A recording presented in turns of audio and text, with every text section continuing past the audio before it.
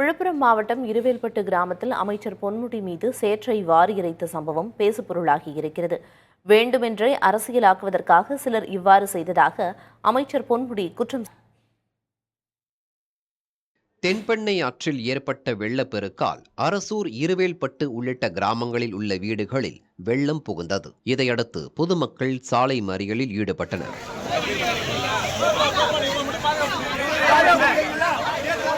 அங்கு சென்ற அமைச்சர் பொன்முடி காரில் அமர்ந்தவாறே பேச்சுவார்த்தை நடத்தியதால் மக்கள் அதிருப்தி அடைந்ததாக கூறப்படுகிறது. அப்போது சிலர் அமைச்சரை காரை விட்டு இறங்க கோரி சேற்றை வாரி அடித்ததாக கூறப்படுகிறது.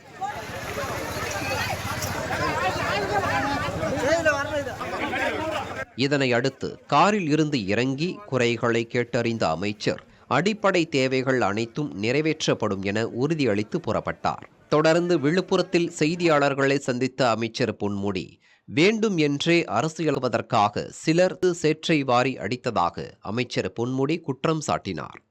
அரசியல் பண்ணுறதுக்காக அது பண்ணாங்களே தவிர உண்மையிலேயே அங்கே பொதுமக்களுக்கு எந்த விதமான இதுவும் இல்லை. மாவட்ட ஆட்சியரும் அங்கேயே இருந்து அவர்களுக்கு அதனால தான் சாலை மறியல் பண்ணி தேசிய நெடுஞ்சாலையில் போக்குவரத்தையே நம்பிக்கை செய்ய வேண்டும் என்று ஒரு அரசியல் பண்ண ஆரம்பித்தார்கள். அதை தடை செய்வதற்காகத்தான் நாங்கள் உடனடியாக அங்கே சென்று அங்கே இருந்த மக்களோடு பேசி அவர்களை அகற்றி அந்த தேசிய நெடுஞ்சாலையிலே போக்குவரத்தையும் சரி செய்துவிட்டு வந்திருக்கிறோம். அதான் நடந்திருக்கு.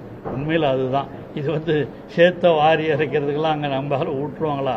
அவங்க நாங்கள் பின்னால் வரும்போது பின்னால் இருந்துட்டு ஏதோ ஒன்று இறைஞ்சாங்க. அந்த சட்டையில் கொஞ்சம் அப்படியே இருந்தது தவிர வேறு ஒன்றும் இல்லை. அது ஒரு பெரிய இதாவாக்கா நாங்கள் விரும்பலை.